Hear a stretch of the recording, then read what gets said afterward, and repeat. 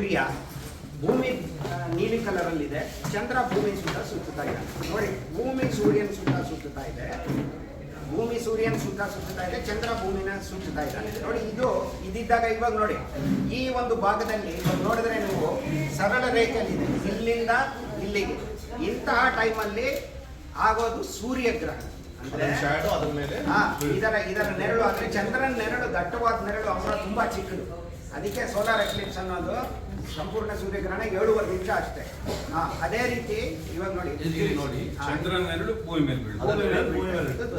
ನೀವು ಇಲ್ಲಿ ಇದೀರಂತ ನೀವು ಇರೋಕ್ಕೆ ಸೂರ್ಯಗ್ರಹಣ. Under the shadow, when the moon shadow falls on the earth, if you are under that place, you will experience a solar eclipse at that point. Same way. Maximum it is 7.5 minutes. But ಇಲ್ಲ ಇಲ್ಲಿ ಬರಲ್ಲ, ಇದು ಮೇಲೆ ಬಂದಿದ್ದಾರೆ.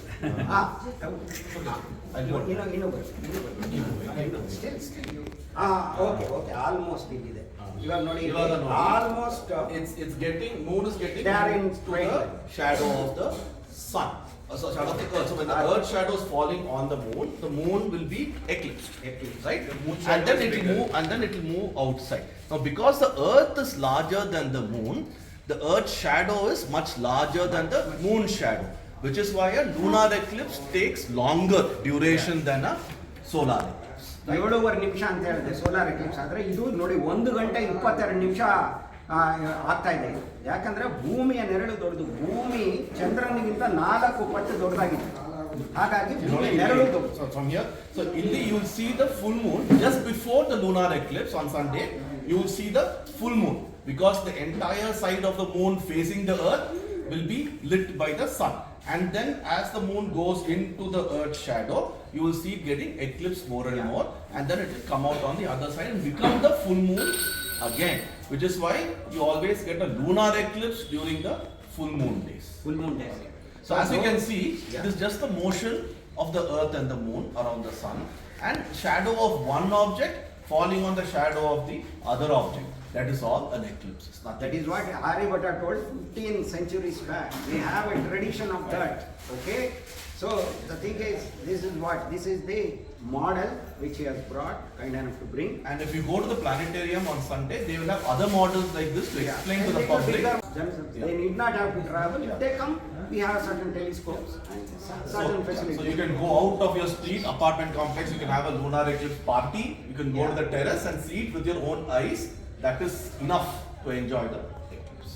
But just would actually be interested in the total lunar eclipse to do some experiments, because if you look at because the moon does not have an atmosphere, the kind of weather impacts we have does not exist there.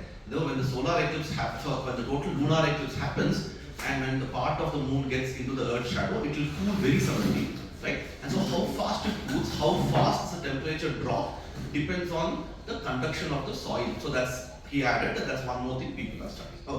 Okay. So other question. One to add around the eclipse, you can eat and drink during the eclipse. There is no scientific basis to say that there will be any harm coming to you. So please come and enjoy it, because it's a great thing to behold. ವಿದ್ಯಮಾನವನ್ನಾಗಿ ನೋಡಿ ನಮ್ಮ ಸ್ಟೂಡೆಂಟ್ಸ್ನ, ನಮ್ಮ ವಿದ್ಯಾರ್ಥಿ ಕೋಟ್ಯಾಂತರ ವಿದ್ಯಾರ್ಥಿಗಳಿದ್ದಾರೆ, ಅವರನ್ನು ನೋಡಿ ಅವರಲ್ಲಿ ಜಾಗೃತಿ ಅಂದರೆ ವಿಜ್ಞಾನದ ಬಗ್ಗೆ ಜಾಗೃತಿ ಉಂಟು ಮಾಡಬೇಕು. ಇವತ್ತು ವಿಜ್ಞಾನದ ಬಗ್ಗೆ ಈ ಜಾಗೃತಿ ಇರಲಿಲ್ಲ ಅಂದರೆ ಚಂದ್ರನ ದಕ್ಷಿಣ ಧ್ರುವ ಪ್ರದೇಶದ ಮೇಲೆ, ದಕ್ಷಿಣ ಧ್ರುವದ ಮೇಲೆ ಅಲ್ಲ, ದಯವಿಟ್ಟು ಆ ಥರ ಬಿಡಬೇಕು. ನಾವು ಹಿಡಿದ ಮೇಲೆ ಎಷ್ಟು ಜನ ಹಿಡಿಯೋದಕ್ಕೆ ಪ್ರಯತ್ನ ಮಾಡಿದ್ದಾರೆ, ಎಷ್ಟು ಜನ ಸೋತಿದ್ದಾರೆ.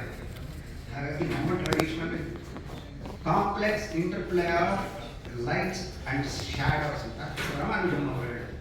ಬೆಳಕು ನೆರಳುಗಳಿನ ಆಟವೇ ಗ್ರಹಣ ಅಂತ 15 ಶತಮಾನಗಳ ಹಿಂದೆ ಆರಿದ್ದಾರೆ.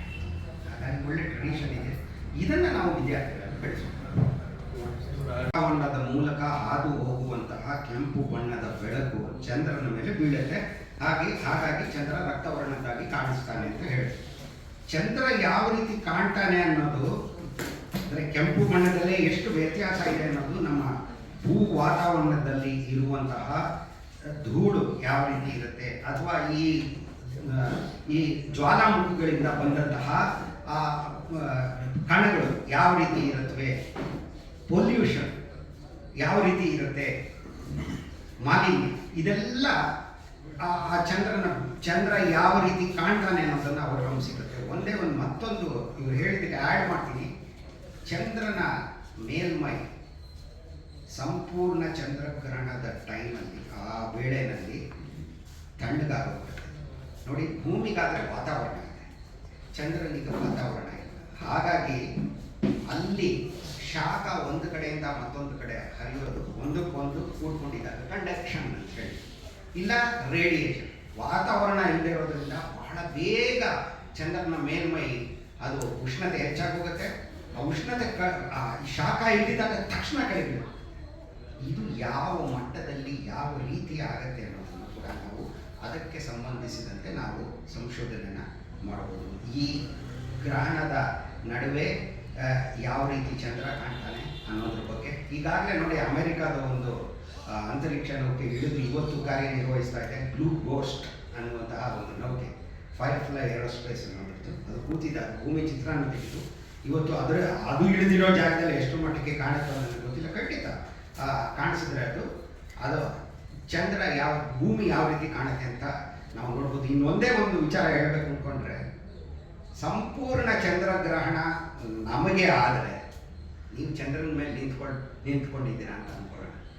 there are 12 people who have walked on the moon. ಇದುವರೆಗೂ ಅಪೋಲೋದವರೆಗೂ, ನೀಲ್ ಆರ್ಮ್ಸ್ಟ್ರಾಂಗ್ ಸೇರಿ ನೀವೇನಾದರೂ ಚಂದ್ರನ ಮೇಲೆ ನಿಂತಿದ್ರೆ ಅವತ್ತಿನ ದಿವಸ ಸೆಪ್ಟೆಂಬರ್ 7ನೇ ತಾರೀಕು ಆ ಎಕ್ಲಿಪ್ಸ್ ಅಂದರೆ ಇದು ಗ್ರಹಣ ನಡೆಯೋ ಟೈಮಲ್ಲಿ ನಿಮಗೆ ಅದ್ಭುತವಾದ ಸೂರ್ಯಗ್ರಹಣ ಕಾಣಿಸುತ್ತೆ. ನಮಗೆ ಇಲ್ಲಿ ಚಂದ್ರಗ್ರಹಣ ಆದರೆ ಚಂದ್ರನ ಮೇಲೆ ನಿಂತವರಿಗೆ ಅದು ಸೂರ್ಯಗ್ರಹಣ ಎಷ್ಟು ಚೆನ್ನಾಗಿರುತ್ತೆ ಅಂದರೆ, ಆದರೆ ಚಂದ್ರನ ಡಿಸ್ಕ್ ಅಂತ ನಾವೇನು ಹೇಳ್ತೀವಿ, ಅದು ನಮಗೆ ಕಾಣೋದು ಚಿಕ್ಕದಾಗಿ 0.5 ಡಿಗ್ರಿ ಬಿಟ್ಬಿಡಿ ಅದು.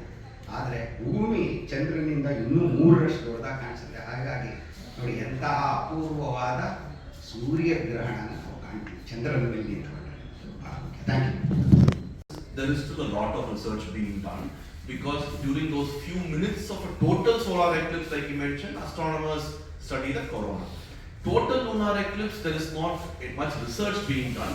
Atmospheric scientists are interested in total lunar eclipse because the exact shade of red during totality depends on the amount of dust and aerosols in our atmosphere. That is the only thing. Otherwise, there's not much research for lunar eclipse, but it is an occasion for people to come together and experience science. That's the main message. ಈ 5:27 ಅಂತ ಹೇಳಿದ್ರೆ ಪ್ರತಿ ಸಲನೂ ಅದೇ ಥರ ಇರುತ್ತಾ, ಅಥವಾ ಈ ಸಲ ಸ್ವಲ್ಪ ವಿಶಿಷ್ಟವಾಗಿದೆಯಾ ಏನಾಗುತ್ತೆ? ಅದು ಜಾಮಿಟ್ರಿ ಅಂತ ನಾವೇನು ಹೇಳ್ತೀವಿ. ಭೂಮಿ, ಚಂದ್ರ ಹಾಗೂ ಸೂರ್ಯ ಇವರು 3 ಯಾವ ರೀತಿ ಇವರ ಸ್ಥಾನಗಳು ಒಂದಕ್ಕೊಂದು ಹೊಂದಿಕೊಂಡಿರುತ್ತೆ ಅನ್ನೋದ್ರ ಮೇಲೆ ಹೋಗುತ್ತೆ. ಸಂಪೂರ್ಣ ಸೂರ್ಯಗ್ರಹಣ 7.5 ನಿಮಿಷಕ್ಕಿಂತ ಜಾಸ್ತಿ ಕಾಣಿಸಲ್ಲ. ಸಂಪೂರ್ಣ ಸೂರ್ಯಗ್ರಹಣ, ಟೋಟಲ್ ಸೋಲಾರ್ ಎಕ್ಲಿಪ್ಸ್, ಖಗ್ರಾಸ ಅಂತ ಕನ್ನಡದಲ್ಲೂ ಹೇಳ್ತೀವಿ. ಆದರೆ ಇದು ನೋಡಿ 1:22 ಈ ಸಲ. ನೆಕ್ಸ್ಟ್ ಟೈಮ್ ಬರೋದು ಇಂಡಿಯಾ ಮೇಲೆ ಇಲ್ಲದೆ ಇರ್ಬೋದು, ಅದು 58 ನಿಮಿಷ ಅನಿಸ್ತದೆ ಅಷ್ಟೇ. 58 minutes. This is 1 hour 22 minutes, 82 minutes this time. So it depends on the geometry, ಅಂದರೆ ಜಾಮಿತಿಯನ್ನು ಅವಲಂಬಿಸಿದೆ. But the good eclipse. For A good Eclipse. ಆದರೆ ನೋಡಿ, ಬರಿಗಣ್ಣಿಂದ ಮತ್ತೆ ಹೇಳ್ತಾ ಇದ್ದೀನಿ, ಬರಿಗಣ್ಣಿಂದ ನಿಮ್ಮ ಮನೆ ಮೇಲಿಂದಾನೇ ನೋಡ್ಬೋದು ಇದನ್ನು. ಆಕಾಶ ಶುಭ್ರವಾಗಿರಬೇಕು ಅಷ್ಟೇ. ಇನ್ನೊಂದು ಸ್ವಲ್ಪ ಸ್ಪಷ್ಟವಾಗಿ ಕಾಣಿಸುತ್ತೆ, ಇಲ್ಲಾಂದರೆ ಬರಿಗಣ್ಣಲ್ಲೇ ಅನ್ನಿಸ್ಬೇಕು ಮನೆ. From India was in July 2018. After that, this is the first time we are all of India is together able to see a total lunar eclipse. The next one will be 3 years. But the duration you mentioned about From eclipse to eclipse, it this is depends the on longer duration you may say? it's not too short, it's not too long, it's medium duration. Right? The total lunar eclipse is 82 minutes, which is quite nice. It can vary a little bit depending on the exact path of the moon through the Earth's shadow. ಏನಿಲ್ಲ